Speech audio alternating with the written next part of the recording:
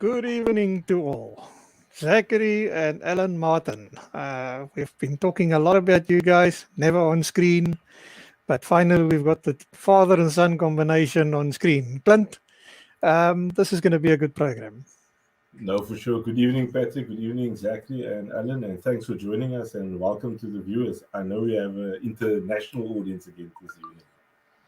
Yeah, well, these guys are on the other side of the border, man. It's like people say we're on the other side of the world. But a nice part of the world, I have to admit. Yeah. It's a beautiful country and it's a lovely area to go rallying in. And you guys did so on Saturday. But I have to ask the question to start off now, Alan. Rally on your doorstep, but you send your son away. Are you afraid of him now? No. There's a very gentle situation in our house, and everybody outside, they look at it differently. But between the two of us, I love to compete against him, but we don't really go out to like take each other out or to. I don't really want to compete against my son because I don't want any animosity because it just starts small things. Well, I think maybe he's keeping back because he's maybe better than me, but he doesn't want to beat me. Where I will say, maybe you can if you want to, but it's always that, So I would rather want us to compete on different places, different levels where we don't compete against each other. Then he can do everything to his fullest because I know he's got all the capabilities, and I don't want to stand in his way. And I'm saying this with respect. I don't feel old enough to step down and not want to race anymore because I started so late in my life racing, and I love it so much that I feel so young by heart that I still want to race. You understand? Zach, I'm almost believing him, but he hasn't given you the keys to the Skoda yet. I knew Ben was gonna stir. Yeah, I guess I had to start with humble beginnings. So, well, that's humble enough in my book. Listen, Patrick, at least he's got a proper S2000 VW Polo. I mean, to start on a level like that, that's not a bad idea. No excuses needed. I'm almost as green as that Skoda is green with envy because I wish I had a dad that would do things for me like you doing for Zach. So I think he's got a lot to be shouting and raving about. It's fantastic to see the relationship you have with your son. It's fantastic to see you competing there, and it's fantastic to see what you as a company and you as a person puts back into the sport. And that to me is possibly the greatest compliment I can give you. I always joke with you as the Don of Walvis Bay, but I say that with all respect because at the bottom of it, you do an enormous amount for the people around you. And it's not limited to motorsport only. I know I've been associated with you for quite some time, and I have huge respect for you in that area. And Zach, the little guy behind me there, much have changed in the meantime, and he's grown into a very competitive driver. And now he's moving on to new ground. So before we get to the old man, Zach, tell us what you're up to. Why are you in Joburg and he's down in Walvis Bay? So this past weekend we had our rally in Swakop, and luckily I could be there to help out. But I got the opportunity I couldn't turn down. A couple of weeks ago, the Dakar team was in Namibia testing the new T1 Plus that they just announced, and we went out a couple of times to help them and just do like basic assistance where we could. And jokingly, I spoke to a couple of the mechanics and I said, if you guys ever need anybody to help, let me know and I'll be there. And a couple of weeks later, we got a message to say that if I'm interested, I can come and help out and learn a couple of things here. So I actually flew in a couple of hours ago. I just landed in Joburg. I'm in the hotel at the moment. I'll be here for the next 3 weeks to learn and help out at horse speed. So the task is to build 4 new Hiluxes for 2022 Dakar. So I'm quite excited. Cool, man. Absolutely, that is something to look forward to. Clint, That you're is running, awesome. you're running at the top because you're going to have the opportunity to go and see how well they built these cars. Yeah, we will test Zachary's workmanship on that car. Put it to the test. So yeah, so Alan is sitting there wondering, and so I basically, so obviously I need to just say what Patrick is alluding to. I also have an opportunity where I'm actually going on the Dakar from the 26th of December onwards. That's pretty cool. Yeah, so hopefully to see you. I hope to see you there on the event. Yeah. Yeah, it'll be cool, man. Alan, is Skoda Also, gaan nie werk nie. they've got a race into the end of the month in Freiburg, and if everything works out well, they want to ask him to go with to that rally, so that they can show him how the operations is in the pits. Yeah. I mean, he's quite familiar being around Exactly. rally cars and service parks and how to operate around it. But I think this is a different experience and a little bit a level above us. I can put it to you that way. Yeah. Maybe a little bit No. far. And maybe I'm putting it out there. And you know, Patrick and Clint, you've been to my workshop, and I might not need to put me so far back into, I mean, technology and experience. So I just hope he learned more than what I could teach him. No, for sure. So look, I can testify to what you're saying, Alan, because I was also on an off-road event 2 weekends ago in Bothaville with the team, also on the off-road, and definitely look. And you know, I've been around in rallying for the past 20 years, right? And when you do rallying and you go off-roading and when you go prep for Dakar, it's like Yeah, I agree with you. So definitely I wish him all the best of luck, because definitely there's a lot to learn. Thank you very much. For me, every minute I was like a sponge. I just took in. So, Yeah. and there's still a long path towards it, right? Such a lot of new technology, new tech, new design, things like that happens behind the scene. Ultimately, we as spectators or competitors just see a vehicle. But as from engineering perspective, that's where things get determined, the final product, and that's really where you're going to learn to see what distinguish a fast car versus a reliable car versus a full package. And Definitely. yeah, so I wish you the luck.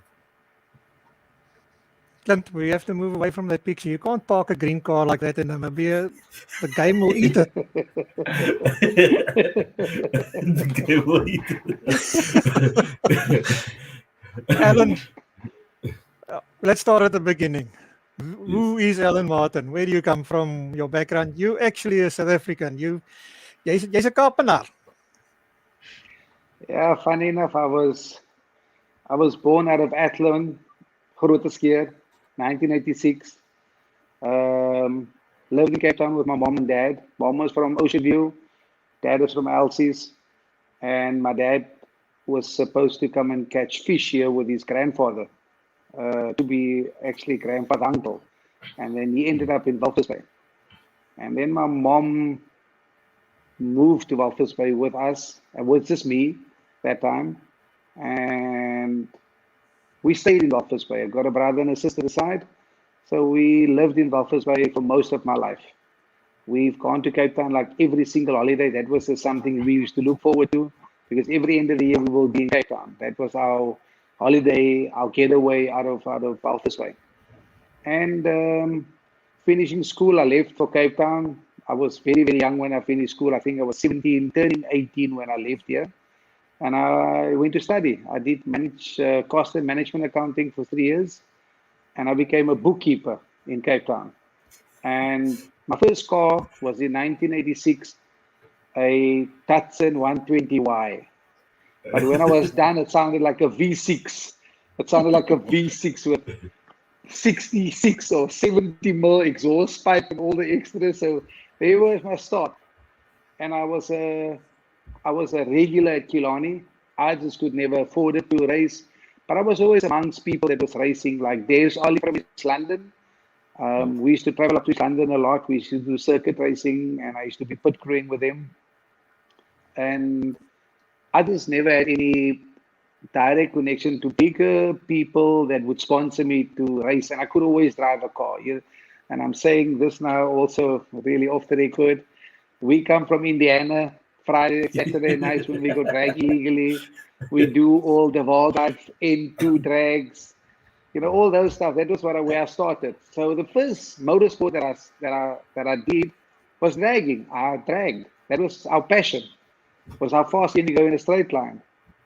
And from there it just grew. But to rewind, I first had to start a business. And I started a business with my dad after I worked as a bookkeeper for about 14, 15 years in Cape Town. So I moved back to Walvis Bay, still not married, no kids. And then I came to Walvis Bay, literally working 7 days a week, 24 hours a day, and graphing. I'm not lying. I was really working hard. And we started a company called J&P Hydraulics, and it was just me and my dad. So that was where everything started. So after about 10 years of business, I could afford my first race car. And that was the end. So that was the beginning. No. Let me finish. They say, you want to be a millionaire? You had to be a billionaire to become a millionaire. The money was just spent on unnecessary cars and everything. But it was an amazing experience. It was difficult for me to get into motorsport. It was difficult to find my feet. I had nobody to ask. I had nobody want to give me advice. I remember my first rally, Clint. My first rally was a Tara rally. And my navigator and myself, we never even sat at the first clock ever in my life. We didn't know 3 minutes. We didn't know nothing. My navigator will read the notes. Alan, I don't know left and I don't know right. Man, just drive it like you see it. But it's dark. It's night stages. And I pulled into a bush, Patrick, between two trees. And I was waiting for a car to pass me. And I played follow the leader just to get out of the bushes. That was my experience. But I finished it, Tara. Funny enough, I finished that first Tara. Now, I was this bar twice. But I told Lynn at the time, I will gladly try for nothing. I just want to finish this rally. Yeah, this is mileage. That was my first, definitely mileage. And that was my first rally. But it wasn't my first motorsport, actually. My first motorsport was oval track racing. Funny enough, I was really good. I was 5 times Namibian national champion for the 2-liter hot rod, and it was just easy. It was really a passion to drive an oval track car. We came to Cape Town because I was marked. I didn't do too well. I ended at sixth place out of 22 people. We had England, South Africa, and Namibia there. And my best friend, Jan Everson, which you also know, funny enough, underdog, nobody knew him, and he creeped through and he took the first place for the weekend, and that was the best achievement for the Namibian team. So Alan, tell us from more there, about it just grew. Tell us more about the car first, before you carry on. Ovals was, we had a small track in Walvis Bay, really a small dusty track, which we maintain ourselves. So it was a very small community, like a family-oriented thing, and it was amazing. Then, every sport is for all the politics, but it's nothing about politics tonight. So they built a better track, and we had to close our small one down. And then we have the best track in Walvis Bay, actually in Namibia, to be honest with you. And it's almost as big as Tigerberg or the ex-Tigerberg Raceway. It was almost the same size. And it was the competition was so tough and it was so extreme. We had one thing what we used to call South African versus Namibia. It used to happen about almost every year, but it was only about 5 or 6 races. Big names used to come race here from Bloemfontein, South Africa, which consists of Bloemfontein, I think Joburg, and then Hansie Moore. Hansie Moore from Cape Town. He was my biggest competition. Tersis van Tonder. Yeah, Tersis van Tian Tonder. Low. Yeah. Apitian Low also, when he came here, South African champion, he didn't like anything because it wasn't. We don't drive on clay. We've got a very odd material called gypsum. So it's gypsum and water, but a little bit too much dune sand in between, then it breaks up. And the South African guys, they have this thing where the more they drive on clay, the better the track becomes. But ours is totally opposite. The more we drive the evening, the worse the track becomes. So you need your best setup in the start of the race, not the end of the race. And that is where we had an advantage over them. But I managed to do not bad. I think I won one of the South African Namibians. I came second twice and I came third in one of them. And the championship was quite tough. But it's just, there wasn't not too many cars. We had maximum about 12, and then minimum we will have about, say, 5 cars. So I don't think it's also so 100% accurate to say that you're the best. There wasn't enough competitors. But still, you still have to race to get first place. So I mean, I didn't get it for free. I had to apply for it. And the good thing is it assisted the sport in surviving in the area, and that's the important element of it. You guys put a lot into it. I know you put a lot into the circuit itself. So it's great to see the oval scenario surviving, and it would be great to see you take up that north versus south competition again somewhere in the future. We're first trying to get the track open because it's been closed now for the 2 years because of everything is because of the COVID. I'm so sick and tired of that word. But unfortunately, we were closed down, and we're having our first race end of the month. And that's also great. Something to look forward to. I might not take part for personal reasons, but I normally consider the last minute. Not that there's anything wrong with the car standing park service. Just start that washing machine and you'll be there. Push button key. Yeah. You just start that washing machine and you'll be there. Yeah, so we want to bring it, like you say, Patrick, we want to bring it onto that same level like it used to be before. But it's going to be a little bit tougher now because of people don't have so much spare money to put cars onto tracks. And that's where you come in, which you just mentioned before. And I do it, there's a good English word which I can't think now.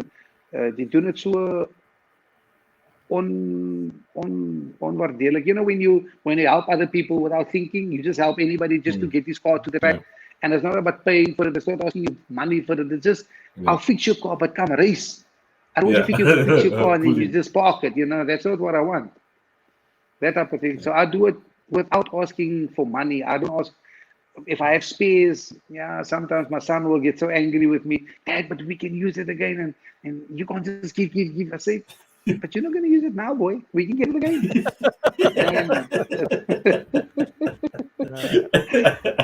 But oval track is still it's a passion.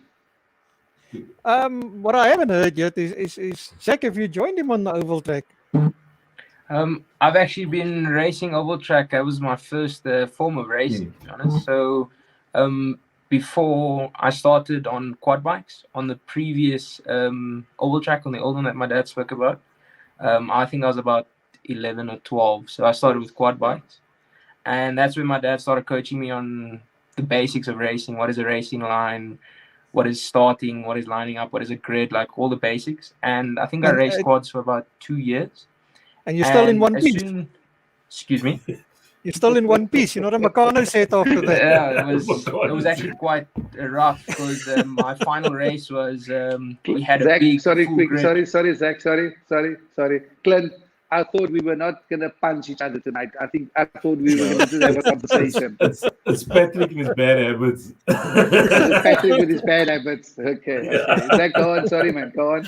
So, it became quite dangerous for me to race quads. So my dad decided to pull the plug, and he gave me the opportunity to race a car. So he wasn't even sure really if I could drive a car, but I guess he trusted me in the beginning. So he put me in a little City Golf, 8-valve for the 8-valve class, obviously, bus. And it was on the new track. So I had just started learning how to drive, and It was my first year of racing, but obviously being the youngest of everybody on the grid and being quite intimidated, my dad was there to push me and like give me the confidence I needed. And that's where it started for me with oval track. And I think it continued for about 4 years just doing oval track. And eventually he bought me my first rally car. So obviously my first rally was with Umberto Mostert. Is he that old already? Together. Yeah, that was my first rally. I wasn't even old enough to drive legally on the road. So I had just got my learner's license.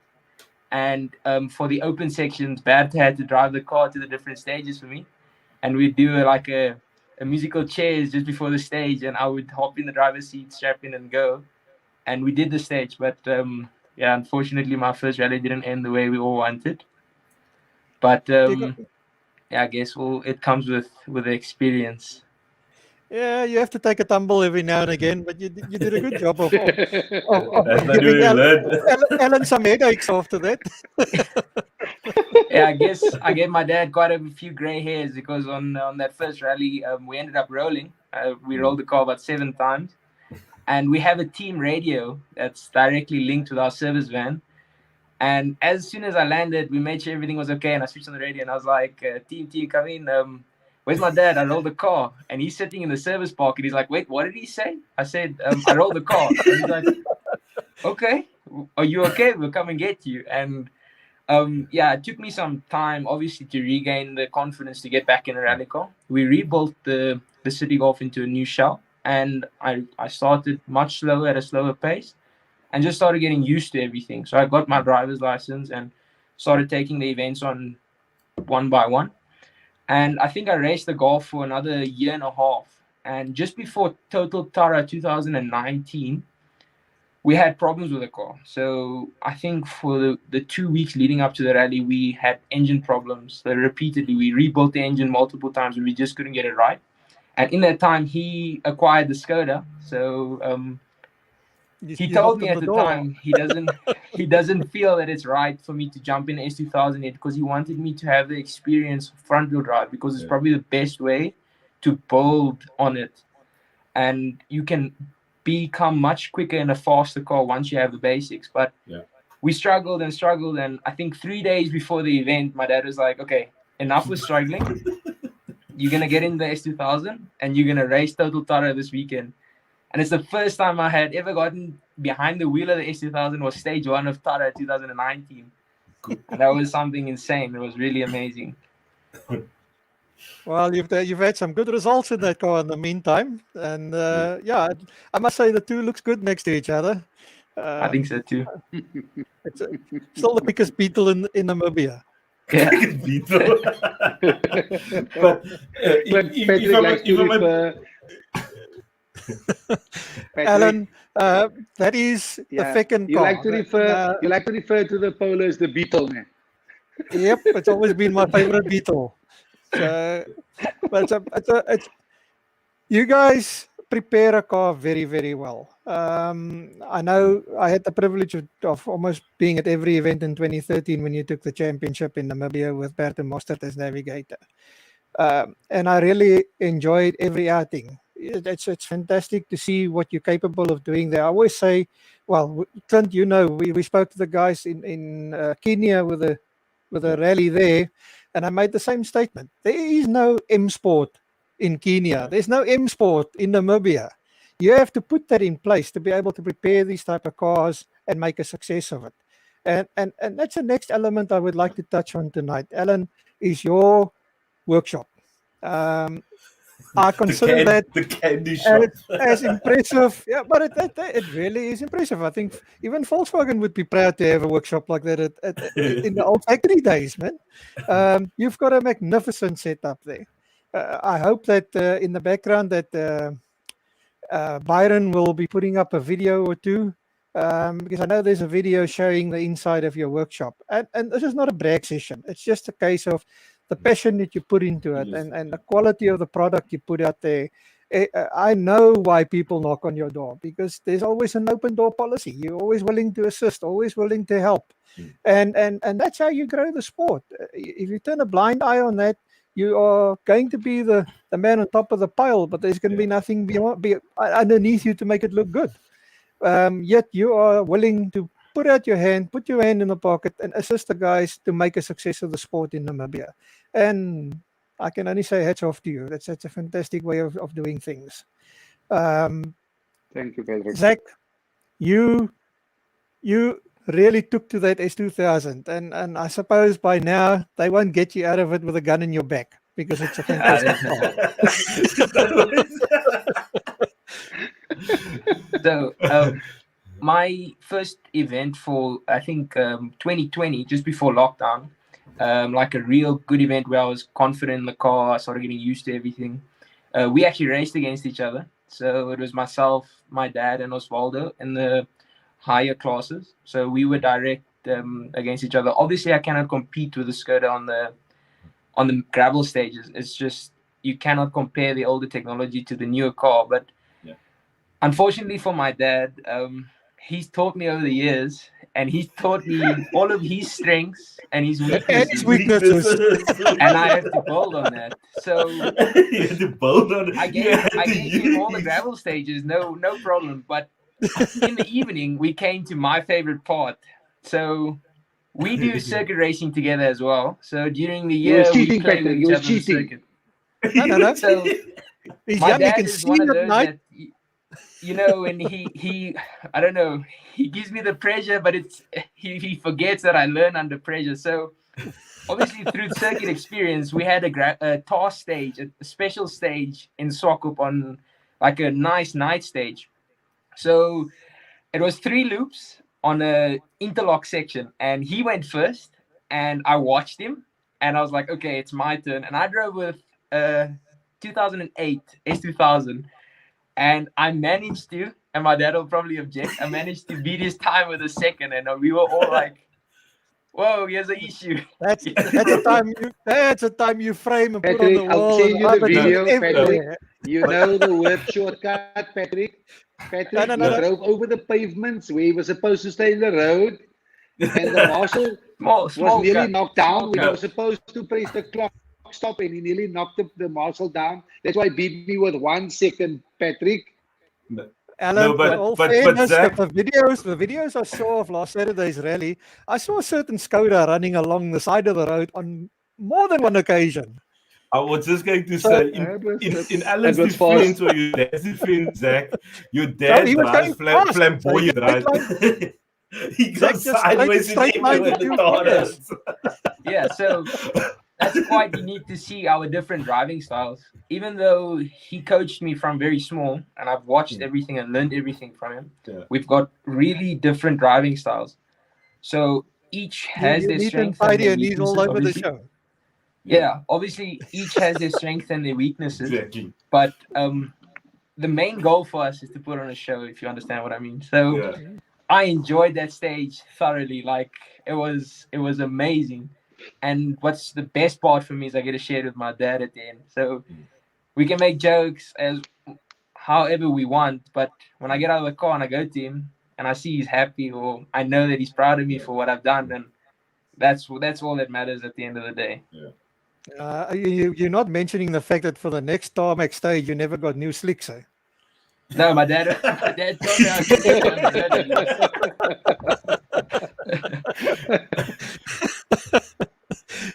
No, Patrick, I'll honestly tell you, if there's anybody that I want to lose against, man, they can say what they want to, then my son can beat me any day. Absolutely. That's the greatest feeling to be able to tell anybody that's my son, and we grew together. And if he beats me, yes, I take my hat off for that any day, anytime. And if I wasn't competitive anymore, we would have had this code a long time. But because I love racing so much, he understands and he doesn't think that I'm being unfair. He knows he's going to get the car one day, but it might not be soon. But he will get it eventually. It's just I love to race at the moment still with it. And it's just awesome to be next to him. The only problem is when you race, Patrick, it's so mind-bothering. I cannot concentrate, and that's not an excuse. He's still my son, and I will always want to stop. the first thing I ask, where's Zach? Or did he come in already? Or is he all right? And it's not the way you need or want to race, but it's unfortunately that thing where it's my son and I still care more about him than the racing. So the first thing I worry or that I care about is he's safe. But you know, when the flag drops, my mindset is clear, I'm focused, and I'm gone. So I don't make any excuses to say that's why I'm maybe a little slower. It's not what I'm saying. It's just that I always care. Not that I say it's a bad thing. I care too much, but I have to because it's my only son that I have. Of course. Nothing wrong with that attitude. Nothing wrong with that. But I would like to touch on something else. A little while ago, we had the privilege to speak to 3 generations of the Rist family, specifically about the family and about a certain racetrack called the Tony Rist Raceway. Now, I know both of you are very active at the circuit. Allan, obviously, we won't mention it, but due to age, you were the first to race at Tony Rist. And Zach obviously followed later. But it's an extremely challenging circuit, especially in the anti-clockwise direction when you're going down that hill. I have had the privilege of going down there. It's an intimidating first corner at the bottom of that straight, especially if in a very quick motor car. But obviously, the two of you enjoy racing there. And I do believe with the latest developments that the circuit can possibly be used in both directions now. So that's a great asset for the circuit. I don't know which way you're going at the moment, but which Martin leads the way? It's unfair. If I can just rewind a little bit to get the whole picture for you in perspective, is over the years I started picking up on legacies, Patrick. Legacies where it was Allan Martin and his son on the podium next to each other. And then we had the navigators, mother and daughter, and grandfather and my navigator's dad in the same rally. So the Yuhu family was a legacy for me. The Martin family was like a legacy to be able to stand next to my son and enjoy races from circuit to rally, being on the podium, which is like all history making. Then to move away a little bit from the circuit quickly, I'll come back to that, is about the Rist family. And not to take nothing away from nobody, I didn't do it for fame and fortune, but like in the States, and I don't want to use the States as an example, but my son and myself, we always said, we want to do a giveaway car where it would have been raffled, but it wasn't going to be fair to the person that get the car because it might not be the best person to do the racing. And before we built, we thought about it for long. We picked out a couple of names and we would discuss it. And then one day I just had an epiphany and I decided to bless the Rist family. And it was all about Tony Rist, which is the grandfather that built the track. Michael Rist, that was an excellent, amazing racer driver that took after his dad. And I just needed to get his son on the track as well. So Zachary and myself, we started with a genuine, Clint, I'm not joking, a genuine 2010 Golf 1 factory body with 0 kilometers on. Don't ask me where I got it. I saw some pictures. Yeah, don't ask me where I got it, but I've gotten a genuine motorsport body, 2010, never been built into a race car. It still had primer at the bottom when we started building the car. We put a Dave Ingle motor in, a dog box. I think it's a Ken Westenmeyer from Transaxle in Durban. His gears we use, and everything. Myself and Zach, the two of us, we built that car under correction. Zachary, how much? 2.5 months or 3 months? Yeah, just over 2 months. And we were working only weekends, Patrick, and a little bit at night on that car. And everything is in-house fabricated. I send you a lot of photos also. Everything was built in-house, everything. And it was just the day when we were done, we were locked down again. And I couldn't take the car to Windhoek to do a proper presentation or hand over. So I asked the father and the grandfather to hand the car over to the son.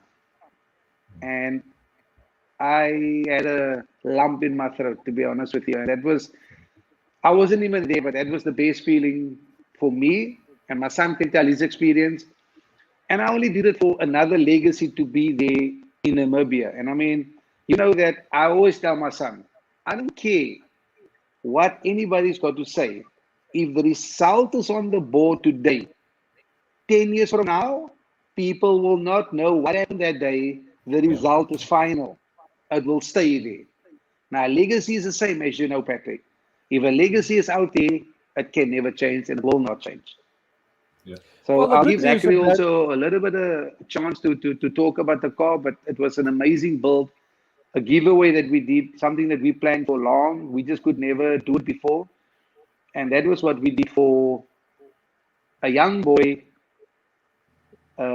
putting his dream to get his dream out there. I mean, he can't say enough. I mean, promise you. Before Zach elaborates on this now, the good news for this is that this car hasn't been officially raced yet. So there's going to be an opportunity to get the Martin family and the Riss family together at the circuit. And hopefully we'll get you guys all back on this program when that day comes. And we can really, celebrate the occasion, because once again, I can only compliment the gesture. I think what you guys did, you don't get that in books. You don't ask people to do things like that. You don't. Well, I certainly haven't come across people offering to do that the way you did, and that has to be applauded, because one youngster, we don't even have to mention a name. Just the concept of putting a youngster on the track and living his dream, awesome gesture, fantastic. For sure. Pleasure is mine, man. It's the least I could do for the motorsport. Zach, you've been sort of in that position because Dad put you in the gave you the same opportunities. You now giving another guy, possibly a little younger than even you are now. So, what is your feeling about it? It's So a story tough a one. story that doesn't go unnoticed in our house, that I speak about whenever I get the chance, is a very remarkable story to me. I remember a specific Swakop Munt rally. I was about 8 or 9 years old.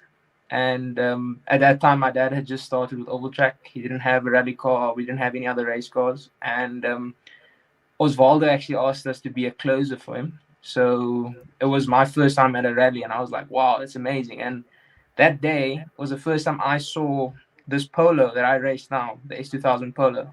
That time it was owned by Jaco van Dijk. It was a factory car at the time, whatever, and he was a privateer for them. And I told my dad the morning before the rally started, I asked him, when do you think we can get a race car like this? And he looked at me and he told me, don't worry, one day we'll have something like this. And about 4 years later, who would have known, that specific rally car was standing in our workshop one afternoon. And I came from school and I asked him, what is this doing in the workshop? And he told me, no, Yaku's here for business and he left the car here. So he said, I can take it for a drive. I want to see if you like it. And he took me for a drive, my first time in a rally car around the block. And he said, you like it? And I was like, yeah, I really like it a lot. And he's like, okay, it's staying by us. It's our car now. And I was over the moon. And I only dreamt of one day being able to race myself. And obviously, I was really blessed from a very young age to be able to race. So, like I said, started with Oval Track. And like they always say, with great power comes great responsibility, I guess. So I was really blessed to be able to do all the different kinds of motorsports. Sometimes you get negative comments. Obviously, you get the positives, everything. But I had to make the best of it, obviously. Try and excel where I could and just appreciate it all. So my dad told me from very young, if you want to do this, you have to work for it. So you're not just going to get in a car and drive it. You're going to have to work and fix it yourself. So it changes your view on a car. It's not just a tool. You actually respect it and you think about it when you race it.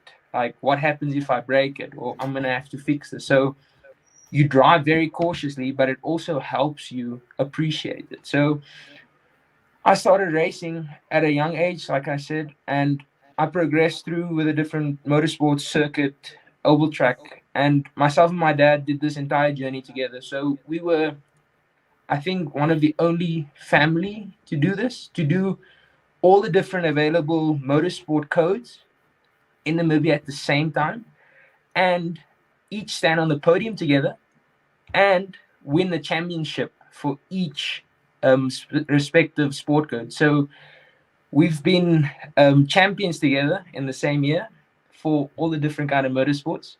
And I think that's one of very few people in the world that can say that, to do everything firstly with a person that taught you everything, that allowed you to do all of this. And we built so many memories. So obviously when we started, we didn't really think of putting it out there. I didn't really do it. I made J&P Hydraulics Racing Facebook page as a one afternoon just to see what would happen, like if we could get our page out there. And we got a big following. And coming to events, I always try to be that person that would take the little kid that wanted to see a race car and be like, hey, you can come and sit in the car, and explain to them about the car, not just be like, I wouldn't say, I don't like to say it like this, but a stereotypical race car driver and be like, oh, sorry, I don't have time for you. But I always wanted to get everybody involved.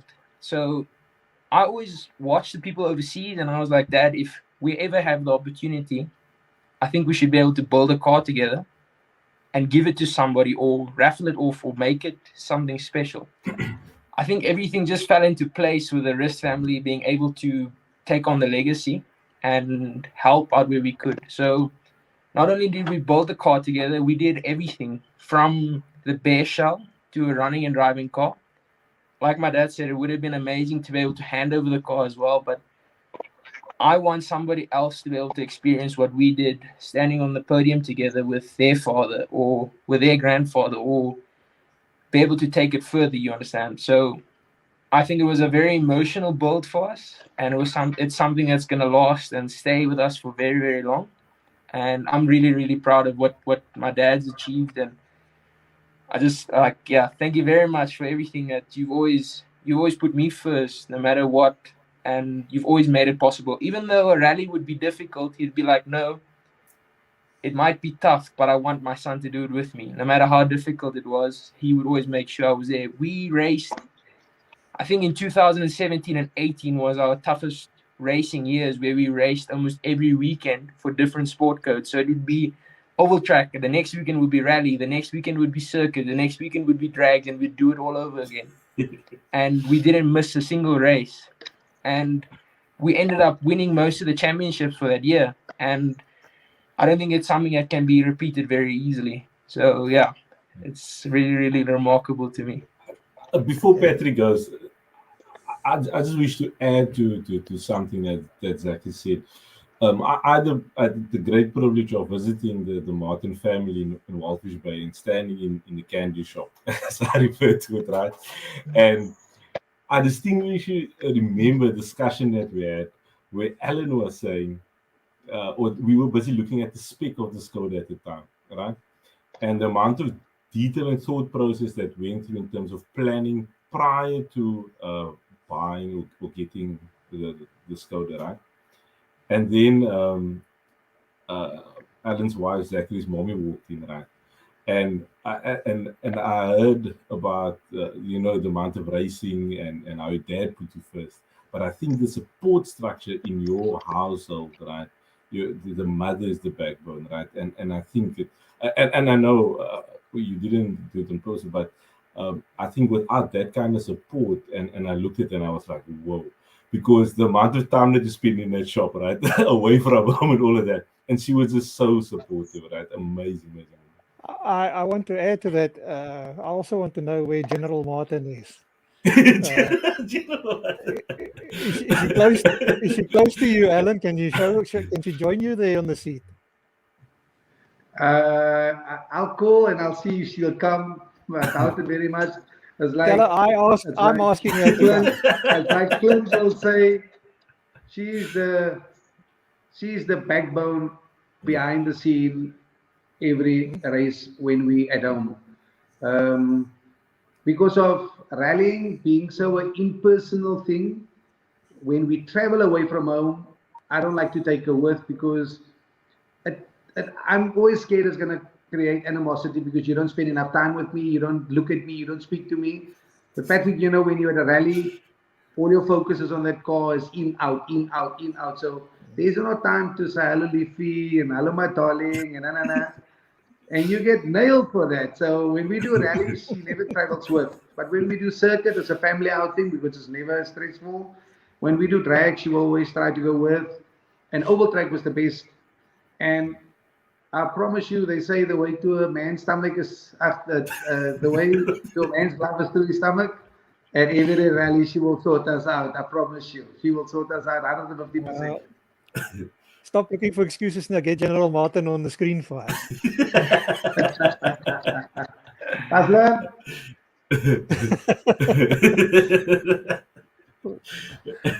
Because without her, you two are lost. No, for sure. So I've got got to give her credit. Yeah. But before his mother comes, right? I've got one question for Zach. Who chose your drag car's name? That new car. My dad. Only, Glenn, Before we go into the PG section, right? Glenn, with all respect, ne? With all respect, only a Cape Townian will understand the name. Exactly. when the name came out in Namibia, I was being rude. You know, I was rude. It's a rude number plate. But when I pulled into Killarney, the first race, the people cheered, my friend. It was the best number plate ever. Oh, you know, Jody Lemmer, Sweet 16, and what is Balls, eh? Just 8 valves and just the 20 just valve. 8 valves. There's a lot of Jester. Yeah, but Horse Stealer was the best name. The PG part. Clint. Sorry, Patrick. No, but it's a number plate, Patrick. Yeah. Yeah, but I'm getting worried about you lot in Namibia. Look at the number. Look at the name on the back of this of the polo behind Old me. Chucky. Yeah. I had to put Old Chucky. I had to put Old Chucky on there. Yeah, but look at this. Just hang on a second. Oh, try This is your opposition. This is the opposition's name. I'm getting worried about you Namibians. Didn't you see that now? That is try me. Yes. Yeah, that's a try me. But look at what's behind me on the screen. You've got Chucky and Bocky. What are you guys taking it? Yeah, but are you? I'm getting worried about you. You want to try and take each other out there between events or what? Chucky and Bocky. All these murder stories. Patrick, you is something else I want to touch on, if you don't mind. Patrick, something else I want to touch on. Circuit racing. We had a Golf 1, which came from Benny Lodewijk in Cape Town. Yep. And from the day when I touched the track with no experience, not even being around the track once, the day when I pulled out, I kicked a certain gentleman from the local, say, Namibian guy that lead the championship for 7 years. The first day out, I beat him by 40 to 50 meters and he couldn't even catch me by 1 lap. That guy was not impressed with me. And then after that, I raced it for about, I can't remember, Zach, 4 years or 5 years? Yeah, about 4 years. And then I bought a Golf 5. Graham Nathan car. Graham Nathan Golf 5 with a lot of problems. Struggled for about 3 years to sort it out, but I managed to get it. I got it and sorted it out. And then I gave the Golf to Zach. Zach also managed to break no circuit experience. Yeah, also no circuit experience. He broke the track record for 2-liter normal aspirated after I had the best time. So he kicked me off the podium there. So, and I'm not going to make an excuses that I gave him all the tools, sequential shifter. It's still standing. It's still standing till today. It's still standing. It's still standing today. Alan, what you not? I also managed to. Say again, What you're not saying here now, it's the first opportunity where you gave him equal equipment and he beat you. I didn't mean Now, it. I didn't manage to beat you. Clint, more equipment. The Golf 5 was a good car, but it was so in between. It was faster than the 2-liter cars and slower than the big BMs. So I was in a very bad place, not a bad place, in a position where Awkward, you can't win, awkward place, and you'd never lose, in a very awkward position. So then Marky retired with a BMW because I also had a lot of hiccups and so on. Then he took up MX racing, and I then went on racing. And when we reversed the track, Patrick, I managed to put up the fastest circuit time, and it's still standing at the moment. For turbocharge. Not bad. Yeah, for 2-liter turbocharge. And all the motors we run is Dave Ingle motors. I think Uncle Dave will vouch for this, and Clint saw it for himself. Under one roof, and that's like you say, we're just talking, under one roof, you've got about 15 engines. Every single car. We're one of Uncle Dave's biggest customers, I think, for sure. So every car we have, we've got a spare engine. And it's only Chucky, that's got 3 engines, and I don't know why. Let's not go there. Maybe in your time you needed 3 engines, but in Zach's time he only uses 1. Yeah, I don't want to badmouth the company on air now, but if I didn't have bad fuel, I would never have lost so much engines. And a brand new Skoda engine, I wouldn't have lost it if people didn't sell me such bad fuel, which was supposed to be the best fuel, but we leave it for another day. Where's the general? Stop looking for excuses. Get the general on screen. You know what, And while the general's on the way, I just want to add something. If you go rallying in Namibia, the scenery is rather unforgiving. If you look at the picture behind me, Clint, can you identify what's on that screen? No, Patrick. Maybe I must make my screen bigger. They grow those things in Namibia. Oh, but this is brown. That's granite green. That is solid granite blocks. And they tend to pop up everywhere in the desert. And somehow they like... Leave this to me. Patrick, leave this to me. Clint, we had the opportunity to get Berto, and we flew in Patrick to come and do the arrowing for us. Okay. But for every arrow that Patrick knocked, 4 or 5 fall over because they can't get it in the ground. They can't get it in the ground because of solid granite grounds. There she is. Good evening. The two of them are bragging so much, and I said they can't do it by themselves. So, they need you in the background. So we just want to say it officially on air. Thank you for what you do for these two. Otherwise, they would be lost. It's always a pleasure. Always a pleasure. And I have to ask you your opinion on screen now. How does Mom feel about the little one taking off the dad? Yeah. Actually, very, very proud of him. That's what always sending out angels of mercy to protect them always, but very, very proud of both of them. Allan sê laat dit regtig klink asof hy van jou.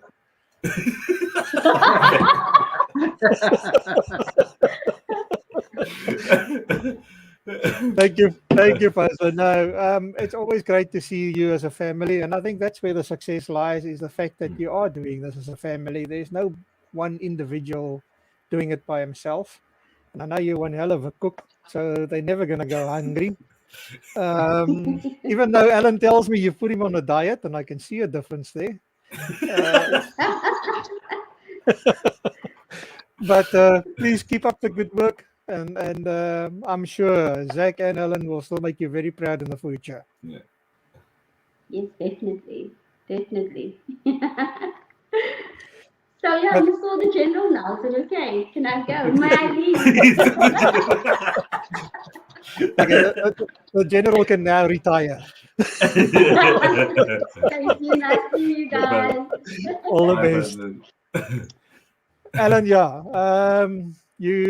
I certainly had a wrong impression of the desert. It's not flat.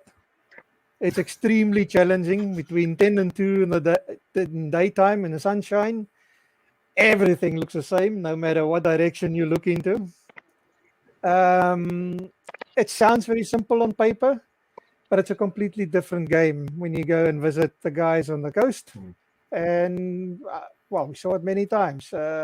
Everybody that goes there for the first time gets a surprise. And well, we eventually got all those arrows in. And there was something like 1,000 droppers on that event. So we really earned our keep that weekend. But it's an extremely challenging area to go rallying in. So everyone thinks it's flat, it's high speed, it's very easy to drive there. Everything but I think it's you have to go there to truly appreciate it. We've got all different sorts of grounds, which consist of hard grounds, very, very sandy, soft grounds. And then in the most difficult thing, Patrick, that you are talking about is when you're not from this side of the world, you actually get, when you're in the dunes, we call it dune blind. You can't see the top edge of the dune, where to crest and where to go over.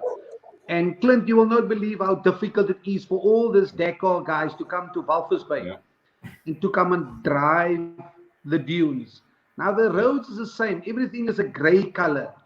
And your eyes, I am not lying, the navigator will call the call and you can still not see where to go. Yeah. If the sun shines on a certain way on the ground, the reflection is even so bad that you can't literally see where you're going. Even us that's from local, it's also tough for me. I have to do the same distance as any of the people that come race here bars. I mean, I had the opportunity to get Carl Piskin in my car once when he came from Cape Town to come and do a Swakop rally with me. And he was quite surprised. I mean, lucky for him, and I say this also with respect, it was a home ground rally for me. So I knew the area, I knew the terrain, but I still have to cover the distance. So I don't get a pass on that. But it's so difficult. Unfortunately, this weekend, my dear friend Jerry Jacobs learned the hard way. Really, really the hard way. I mean, he is, my opinion, I think he's really one of the best navigators out there.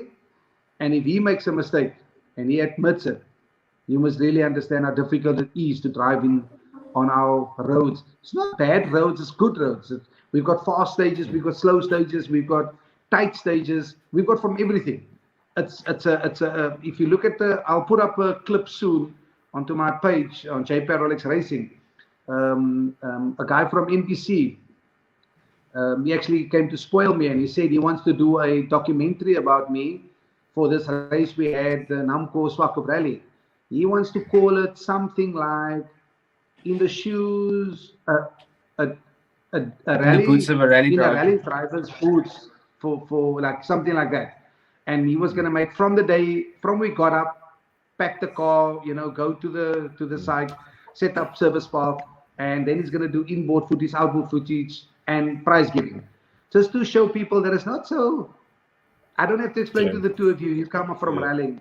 Rallying is the most demanding sport out there if you want to cover the whole thing. And then we also part of organizing it, which makes it even worse for us. So I'm starting to work like a month and a half before the rally on that road Saturday. And when the rally starts and people moan, but you could have taken it that way and that way, but nobody's there to help. But this time I was so fortunate enough to get so much of Walvis Bay Motor Club members to assist us with flagging, with arrowing, with tires. Swakop is very renowned, Clint, you will not believe it. We put less arrows in Swakop, and we literally use tires and we spray the arrows onto the tires. And it's so much more visible than a flag standing in the middle of nowhere. Yeah. It makes a huge difference here for us.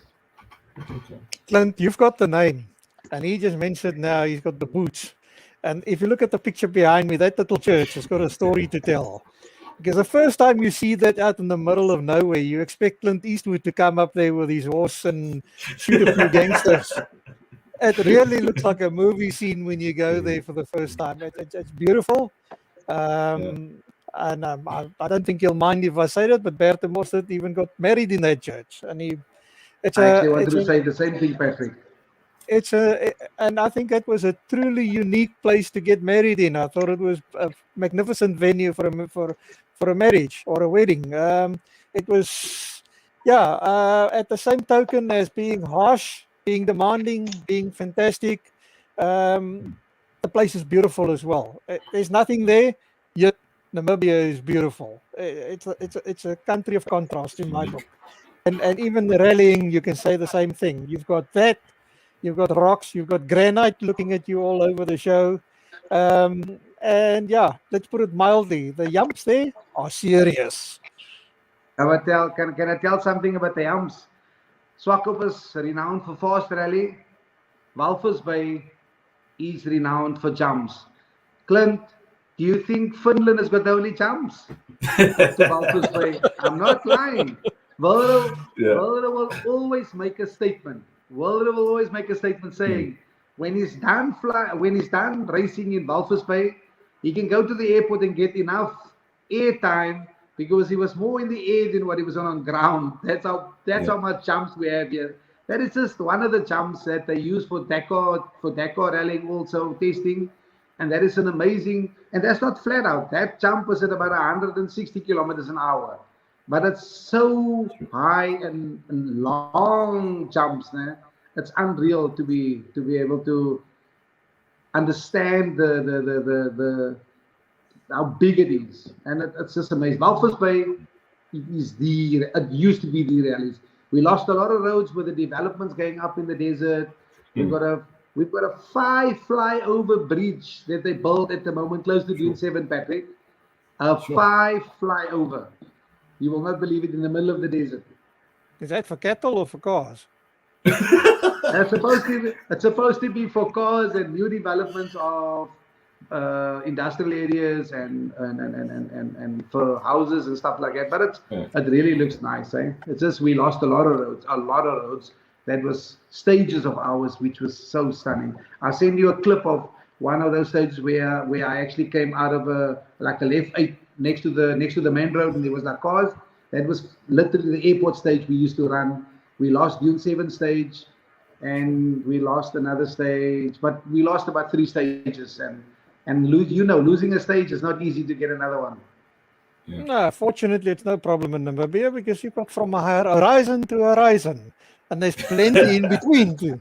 That's what people think.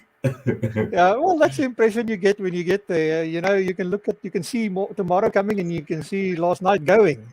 But it's got an atmosphere of its own. The people are very enthusiastic about the sport there, and we've just seen with people like the Martin family, the sport is in healthy hands or in good hands. Yeah, no, for sure. Yeah. Thank you, Patrick. I just want to put something out there before we finish. There's 3 people that I need to give compliment to, which was part of my racing career. To start off with was Rian van Rensburg. He's the guy that made me bought my first rally car at VW Motorsport, an A7. I had a genuine A7 before Chucky. And then another person that was also maybe the biggest boost in my racing career was with Bert de Mostert. I learned a lot from him, from writing notes, driving car, and I've grown, and I had to move on. But it wasn't any bad or anything in that line. I had to move on. And then lastly, he's a very, very good friend of mine. You know him as well, Osvaldo Mendes. Very, very amazing person, very renowned. And I mean, him and myself and Jan Everson and Tinus Malan and Geraldine, we try to do a lot for rally on the coast. I don't say we are rally, but we have the most participants in rally at the moment. I think we cover about 92% to 90% of all the rally cars come out of the coast. And we really try to make it work for all of us. And this weekend's rally that we had was amazing. There's not a better word to describe it. I just want to applaud all of them. It was really, really, really amazing. The good news is you have a happy sponsor. You have a happy sponsor wanting to return in the future. And of course, you have another event coming up soon. Yes, we've got two good sponsors. We've got Shell Petroleum, and then we've got the company that sponsored us now just for last weekend. That was Namcor. So it's both to do with petroleum and fuel. So we've got two good sponsors that we really carry on our hands, and we give them a lot of mileage. Like what we're doing for us this evening, this is now for what you will say for the Martin family. I do really appreciate it. What I'm doing tonight is not what I normally do to put myself out there. I don't really, and I'm not because I'm funny. It's always because people make a good thing a bad thing. So it's like you say, talk about yourself, but in our lifestyle, people say, are you bragging about yourself? But maybe if you do, it's nothing wrong with it. But it's just in the situation we are, as people always see the negativity about it. But to put myself out like this evening, not really me. You beg me and like you all, Patrick, you will hit and you will keep me and you will try and tell us say yes.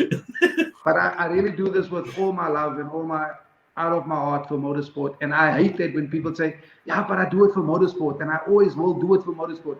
I will honestly tell you, when I do something, it's not for my own gain. I don't care about me. I do it because I love doing it. And I do it for everybody to also enjoy it with me. Allan, I didn't invite you tonight to have a brag session. I invited you as a good friend, and I value your friendship and what you do for the sport. And if anybody doesn't like that, pick a number, as far as I'm concerned. It's tough. We spoke a lot about legacies tonight. There's one legacy we haven't touched on yet, and that is Namibia has a very, very special legacy in motorsport as far as I'm concerned. And that goes by the name of a cat, Tara. It's not part of your club, but your club supports Tara. And the bottom line to me is it's one of the few adventure rallies that remain on the continent, possibly even in the world. It's tough, it's demanding, it's bloody hot, it's long, it's dusty, you name it, it gets in 3 there. days. And those temperatures are not funny. It's like driving 2 feet away from the sun all the time. But the bottom line is it has to remain on the calendar. They got to 50, I think it was, and with total sponsorship. And as far as I'm concerned, well, that's my personal opinion. That's a must rally. It must remain on the calendar forever. Because to get another 50 years, it cannot happen again. Can I say something for you? I want you to say something. I'll first tell you about what it's supposed to be and what you need to have in your bucket list, and then I'll tell you what's going to happen. Clint, you can have all the championships in the world. You can be a champion how many million times over.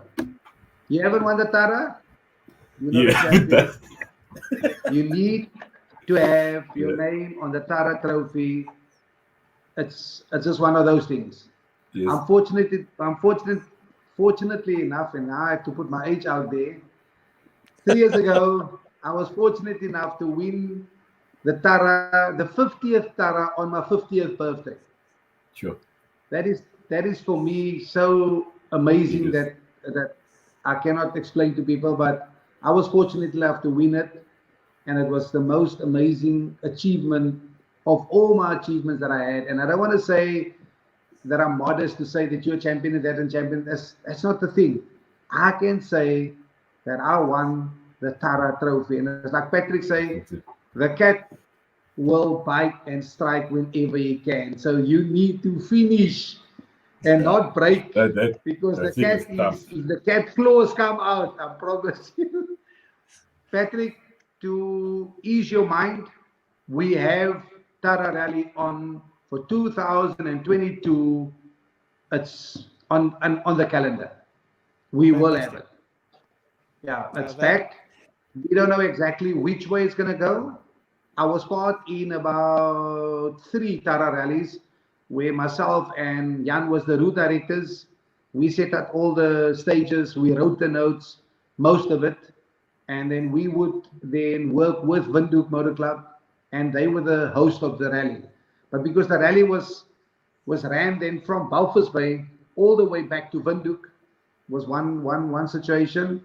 And then we had where the the rally was ran from Balfours Bay to Windhoek twice, I think, or something like that. Twice, yeah. And we wanted to change it, but then with COVID situation, we just never had the rally.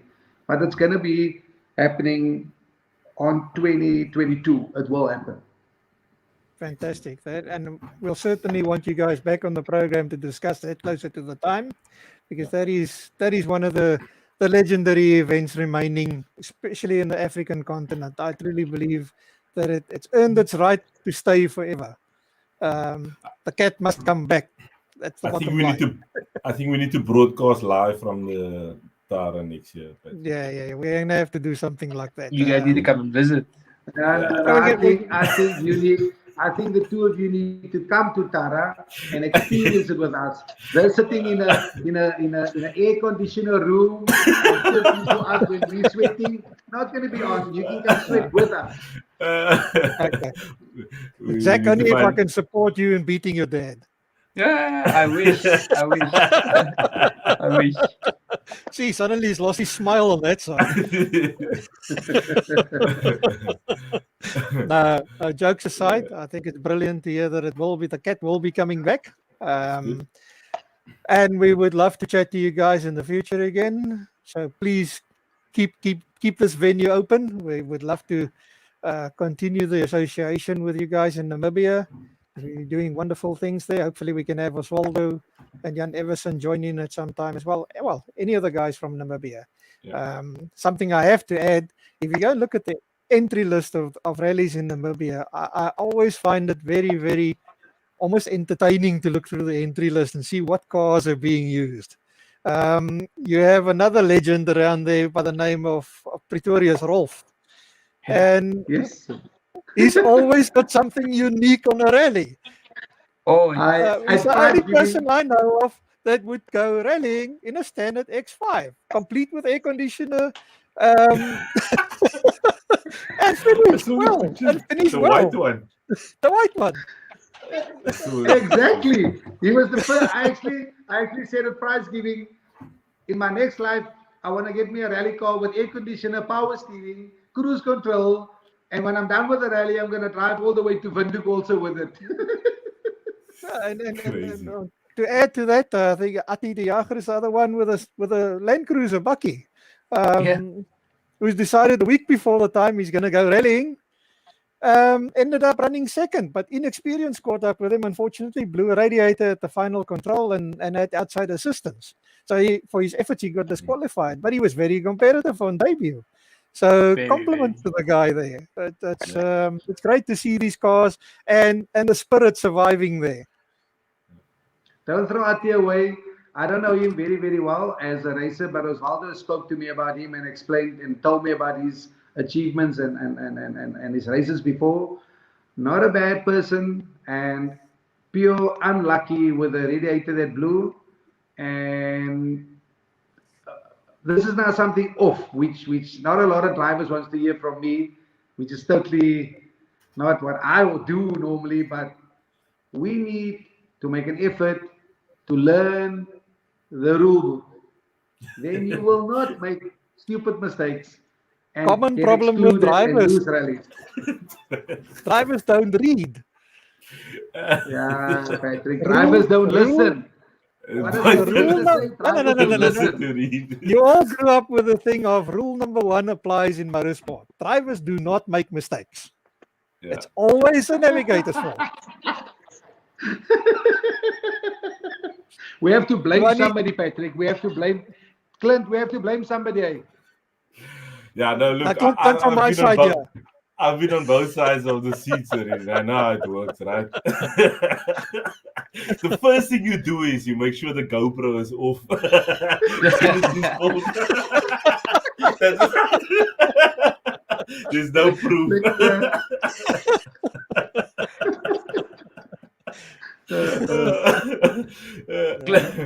Exactly. I think this is the perfect opportunity to ask my dad. Maybe we can look forward to sometime next year to come and take part in one of the South African rallies. No, for sure. Well, We don't have to I didn't ask, want to right? go there. You know, the last time he came to Ceres, he complained about the holes in the road and all kinds of funny things. You know. Don't go there, Patrick. But hopefully we get a recce Can before I say we go. something? Two things. If I wasn't around the block, I would have not moaned about it.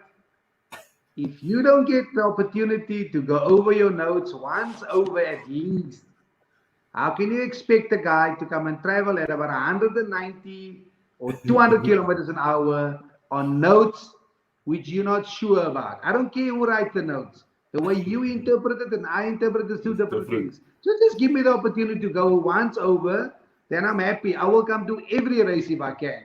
I love Swartland. You know, Patrick, I love you also, Clint. I was doing quite well when I dropped the valve. I was leading by far that rally.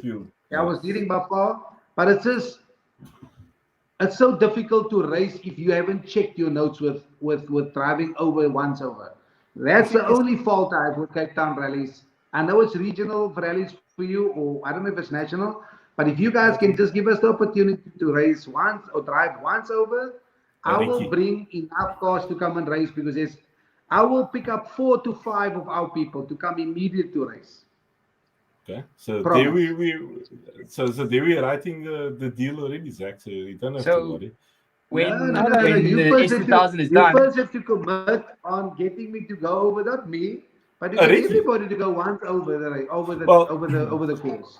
Well, there's talks of a national, and on a national they do a Ricky, isn't it, Patrick? Yeah. Okay, that's fine. This is not the medium to discuss it now, but the bottom line is there are a few restrictions which makes it difficult to do a recce on regional events. But that we'll discuss in another medium. But yes, we love having you guys down here.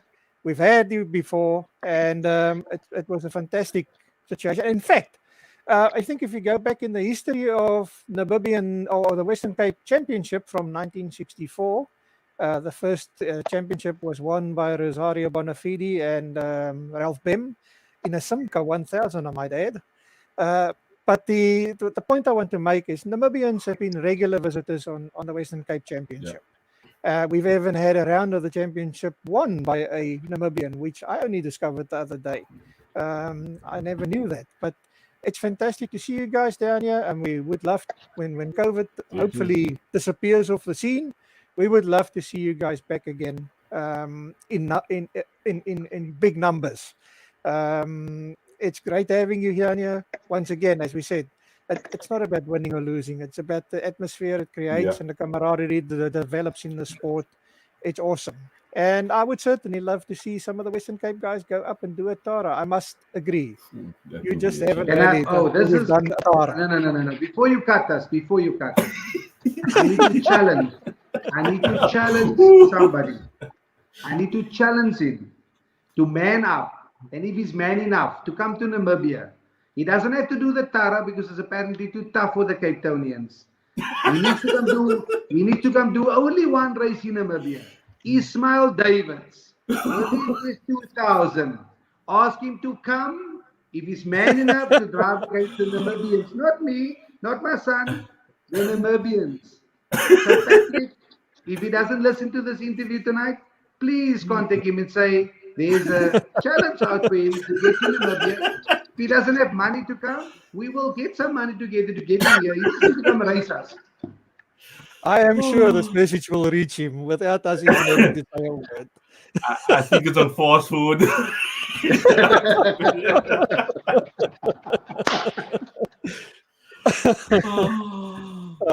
Listen, guys, we can carry on all night, and I would love to carry on all night.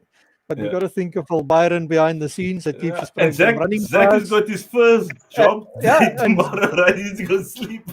Zach, you I might, can't wait. I can't wait. I can see the excitement on your face, and I really wish you all the best. Regards to everybody there as well, and may you have a most enjoyable time with the Zoo guys. And Allan, we hope to see you either in the Cape or somewhere in the desert soon. Small conclusion. I want to say thank you very, very much for this opportunity, to be able to give me the opportunity to talk to you and to all my fans and people that support me, people that likes to talk to me and spend time with us and just being around us. I really, really applaud all of you.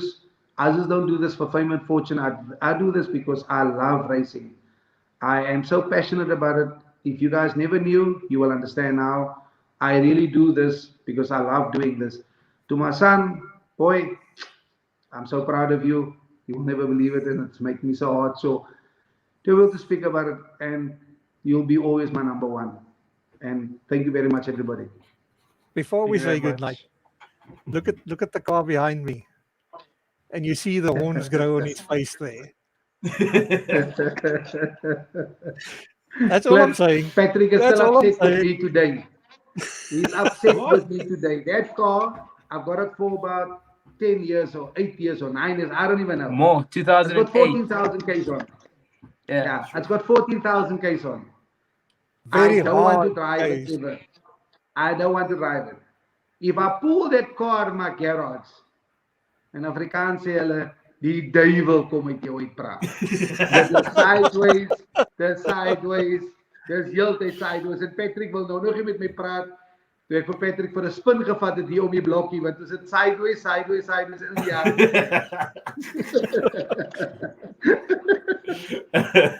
Allan, on another opportunity, we will discuss what's parked in your garages, because there's some beautiful machines there. Yeah, we can do that on another time. That's a different story for itself. Amongst other than a very unique breakdown. So there's a hint, but we'll cover that on another program, because that's going to take all night to go through all those garages, but it's beautiful.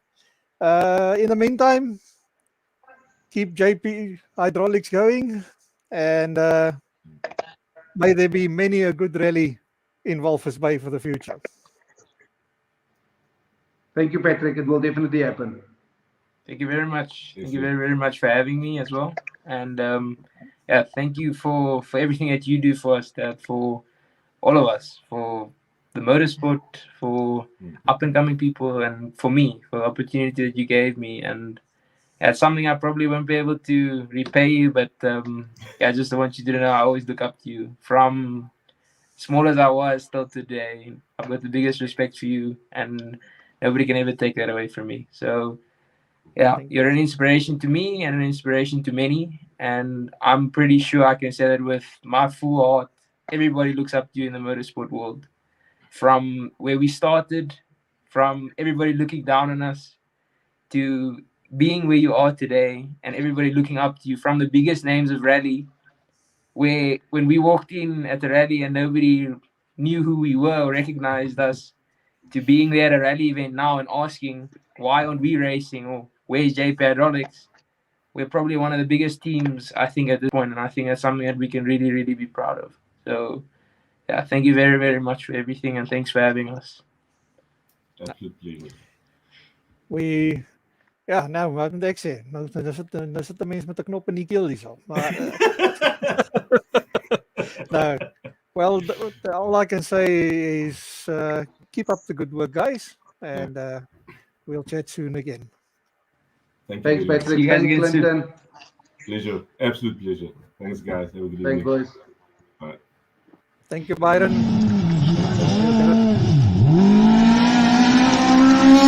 Yeah.